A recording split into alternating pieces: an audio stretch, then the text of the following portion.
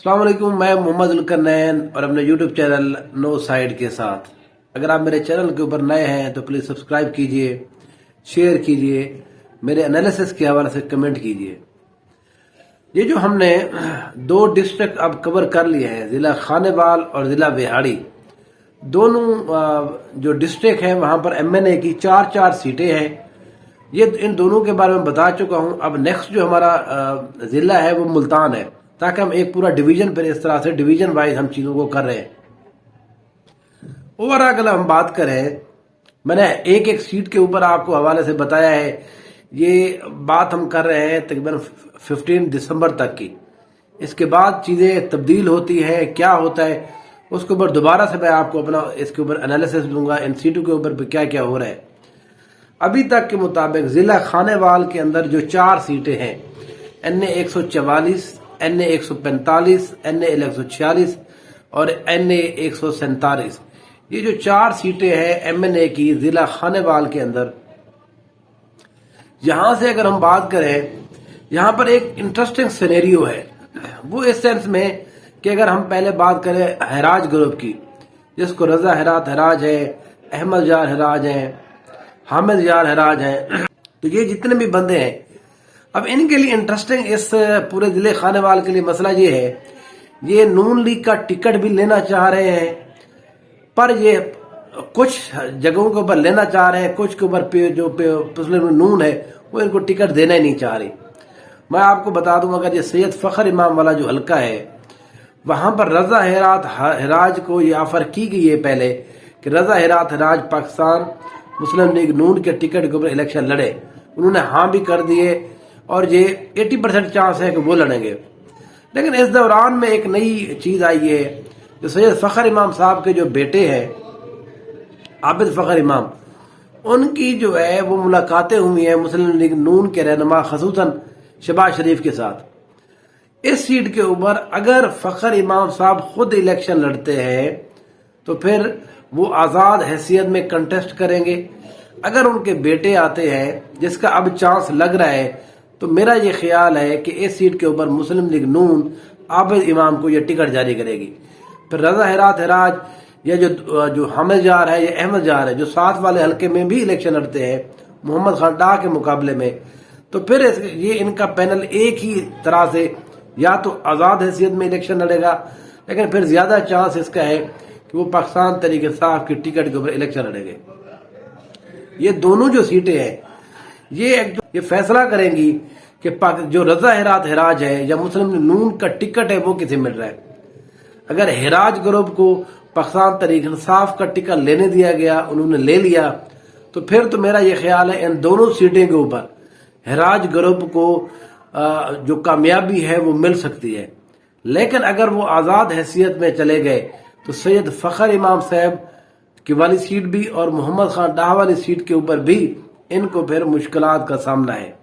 इसके अलावा अगर हम बात करें जो दो आगे वाली सीटें NA 146 और NA 147, ये NA 146 तो कुछ ज्यादा वाज़ेह है, असलम बोतला बिल्कुल नहीं जीतने वाले अभी तक की सिचुएशन के मुताबिक। पीर ज़हूर कुरैशी या उसके खानदान का कोई भी बंदा, शाह महमूद कुरैशी के हवाले से कोई भी बंदा यहाँ पर होगा तो वो पाकिस्तान तहरीक इंसाफ की टिकट के ऊपर इलेक्शन जीत जाएगा। तो ये जो सीट है ये क्लियरली हम कह सकते हैं कि मुस्लिम लीग नून हारने जा रही है और पाकिस्तान तहरीक इंसाफ को इस सीट के ऊपर आज भी एज हासिल है। अगर हम बात करें खानेवाल का ये जो आखिरी हल्का है NA 147, इसके हवाले से मैंने आपको बताया था, यहाँ पर इफ्तिखार नज़ीर साहब पाकिस्तान मुस्लिम नून की तरफ से है, पाकिस्तान तहरीक इंसाफ के कैंडिडेट भी यहाँ पर होता है। यहाँ पर जो नया कैंडिडेट है जो सुहेल जमान खगा साहब है, ये पहले भी इलेक्शन लड़ते रहे हैं। अब ये दोबारा से, बीच में इन्होंने पाकिस्तान तहरीक इंसाफ को ज्वाइन किया था। उस वक्त पाकिस्तान तहरीक इंसाफ ने, क्योंकि इनकी जो दोस्ती यारी है वो ज़ियाउल हक के बेटे जो इजाज़ुल हक है उनके साथ है, रिश्तेदारी भी है उनकी, तो इस वजह से ये सीट उसको मिलने वाली थी। लेकिन वो ज़हर है 9 मई के बाद सुहेल जमान ने भी PTI को छोड़ दिया है। अब सुहेल जमान के लिए थोड़ा मसला ये है, अगर वो आज़ाद हैसियत में कंटेस्ट करते हैं तो उनका वोट बैंक सिर्फ और सिर्फ 40 से 45 हज़ार है, जो अपना वोट बैंक है।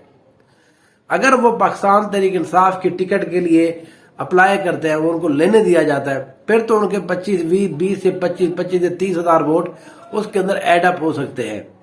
اگر وہ پاکستان پیپلز پارٹی کی اس میں ٹکٹ پہ جاتے ہیں، جس کا اب زیادہ چانس لگ رہا ہے کیونکہ ان کی 1-2 ملاقاتیں پاکستان پیپلز پارٹی کے لوگوں سے ہوئی ہیں، جو مخدوم احمد محمود صاحب ہیں ان سے بھی ان کی ملاقات ہوئی ہے، کسی اور تھرو ہوئی ہے، تو پاکستان پیپلز پارٹی بھی ان کو کہہ رہی ہے کہ یہ ہمارے والا ٹکٹ لے لیں۔ تو تب میرا خیال ہے کہ وہ جو 40 سے 45,000 ووٹ ہے اس میں 8 سے 10,000 ووٹ کا اضافہ ہو جائے گا۔ اس سیٹ کے اوپر جو وننگ کینڈیڈیٹ ہوگا وہ 80,000 اور 85,000 کے اراؤنڈ ہوگا، کیونکہ 3 کینڈیڈیٹ ہوں گے۔ تو اس لیے سہیل زمان جو ہے وہ اس صورت میں ہی کامیابی اس کو مل سکتی ہے اگر وہ پاکستان تحریک انصاف کا ٹکٹ لے تو۔ اگر وہ یہاں پر نہیں لیتا، ظاہر ہے پاکستان تحریک انصاف اپنا یہاں پر کوئی بندہ وہ دیتی ہے، اس کو ٹکٹ دے دیتی ہے، پھر جو افتخار نذیر ہے وہ اس سیٹ کے اوپر ایک کمفرٹیبل ون کی پوزیشن میں ہوں گے۔ یہ جتنے بھی یہ ہم نے ابھی بتایا، یہ جو 4 سیٹیں ہیں، میں ویسے ان کی علیحدہ سے ایک انالیسس کر چکا ہوں، یہ اب اوورال ہم نے آپ کو بتایا ہے۔